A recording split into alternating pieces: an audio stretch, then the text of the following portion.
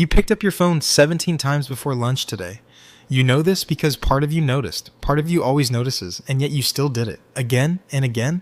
And you are not weak. You are not addicted. You are doing exactly what your brain was built to do. And that is the strangest part of all. The average person checks their phone somewhere between 96 and 144 times a day. That number comes from research by D-Scout, a behavioral analytics firm that tracked over 100,000 individual phone interactions across thousands of users. But that number is not the interesting part. The interesting part is why. And the real answer goes back much further than Silicon Valley. It goes back further than electricity. It goes back to a grassland in Africa where staying alive meant something very specific, and that something is still running in your skull right now. Your brain is not built for the 21st century. It was built for a world where information was scarce, where something new happening in your environment almost always mattered, and where missing that something could get you killed. A rustle in the grass, a change in the wind, a silence where there used to be sound. Your ancestors who noticed, who felt a pull toward that new thing, who could not resist investigating, they survived. The ones who could easily ignore novelty often did not. What you feel when your phone buzzes is not a modern weakness. It is an ancient reflex, millions of years old. Here is what is actually happening inside your brain when a notification arrives. A small, almond-shaped cluster of neurons called the amygdala fires a signal. It is the same structure that lit up when your distant ancestor heard something move in the dark. It flags the stimulus as potentially significant. At the same moment, your brain's dopaminergic system, the system responsible for motivation and anticipation, begins to activate, not because something good happened, because something might have happened. That distinction is everything. Neuroscientist Wolfram Schultz at the University of Cambridge spent decades studying how dopamine actually works in the brain. What he found upended the popular understanding completely. Dopamine does not spike when you receive a reward. It spikes in the moment before, in the gap, in the not yet knowing. Your brain releases dopamine in response to the possibility of a reward, not the reward itself. The buzz of your phone, the red badge on an app, the pull to refresh gesture, none of these are the reward. They are all just the rustle in the grass, the maybe. And your brain finds maybe irresistible. This is what makes the smartphone so extraordinarily powerful. Not as a tool, as a stimulus environment. It was engineered, deliberately, systematically, by some of the most talented behavioral designers in human history to produce an unbroken series of maybes. And your ancient brain, which never evolved a defense against this, responds exactly the way it was always going to respond. Tristan, a former design ethicist at Google, described the smartphone as a slot machine in your pocket. He was not speaking metaphorically. The variable reward schedule, sometimes a good notification, sometimes nothing, sometimes something terrible, is the same mechanism that makes slot machines the most profitable and most compulsive gambling devices ever designed. Variable reward is more powerful than consistent reward. Unpredictability is more compelling than certainty. Your brain cannot habituate to a pattern it cannot predict, so it stays alert, it stays checking. But here is where it gets stranger. Your phone does not just hijack one ancient instinct, it hijacks several simultaneously. And they work together in ways that make the pull even harder to resist than any single trigger alone. The first is novelty seeking. Your brain assigns priority to new information over old information, almost automatically. A new message is by definition newer than whatever you were doing before. Your prefrontal cortex, the part of your brain responsible for long-term planning and rational decision-making, has to actively override that novelty signal to stay on task. Every time you resist checking your phone, you are spending cognitive resources doing it. Every act of resistance uses fuel, and that fuel runs out. This was documented extensively by Roy Baumeister at Florida State University in his work on what he called ego depletion. Decision-making and self-control draw from a shared, finite resource. The more decisions you make, the more resistance you exert, the harder the next act of resistance becomes.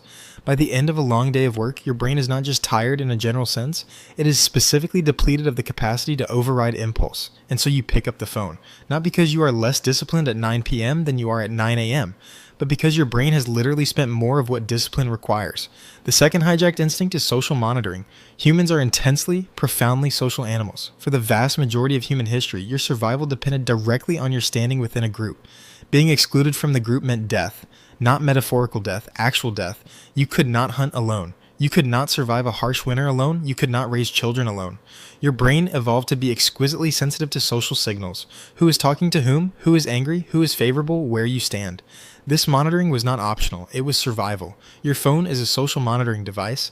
Every notification that involves another person, a message, a like, a comment, a mention, triggers that ancient social surveillance system. Is the group aware of you? Are they reacting to you? Where do you stand? Your brain cannot tell the difference between a like on an Instagram post and a signal about your standing in the tribe. It processes both through the same ancient architecture, and so it treats both with the same urgency. The third instinct is information hunger. Humans are one of the only animals that seek information for its own sake, beyond immediate survival needs.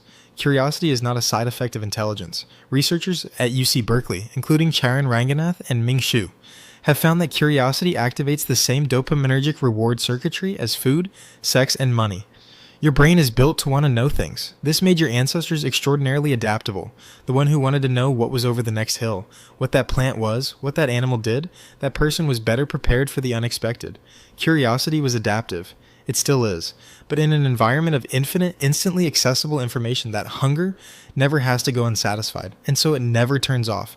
Now consider what your phone offers: an infinite, never repeating, socially connected, potentially rewarding stream of novel information, delivered in invariable intervals, tuned over billions of hours of user data to keep you engaged for as long as possible. You are never going to win that fight by willpower alone, and this is the part that almost no one talks about. The phone is not the only player in this dynamic, you are. And your checking is not entirely passive. Research from the University of Gothenburg found that heavy smartphone use correlates strongly with feelings of stress, but also that people use their phones specifically to regulate stress. When you are anxious, the phone offers a temporary escape. When you are bored, it fills the void. When you feel socially uncertain, it provides a proxy for connection. The phone does not only cause the discomfort, it also appears to relieve it. That is the loop. Discomfort, phone, brief relief, more discomfort, phone. There is a word for this in behavioral science, an avoidance loop.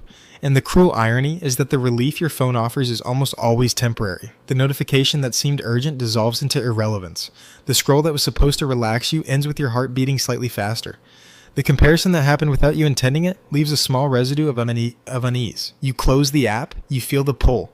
You open it again. This is not a moral failing. This is engineering meeting biology, and the engineering was very, very good. So what do you do with this? You cannot undo the ancient circuits in your brain. You cannot make novelty less compelling or social signals less urgent. You cannot out-willpower a system that was designed by thousands of behavioral scientists using billions of data points to be maximally compelling to a brain exactly like yours. What you can do is design your environment the way your behavior was designed. Make the phone less accessible in moments of weakness. Remove the variable reward triggers, turn off non-essential notifications so the phone stops being a slot machine and starts being a tool. Create deliberate gaps between impulse and action. Even a 10-second pause before reaching for the phone gives your prefrontal cortex time to reorient. Give your brain something else to do with its novelty hunger, something real, something physical, something that exists outside the screen. None of this is easy, but none of this was ever about discipline. It was always about architecture. Tonight, when you feel the pull, that small wordless tug toward the glowing rectangle, you will know what it is. Not weakness, not failure, not some character flaw that other people do not have. It is a grassland signal, misfiring in a world it was never meant to navigate, doing exactly what it was built to do for 100,000 years, looking for the rustle in the grass. The grass is quieter now. The question is whether you are listening to it or whether something else is.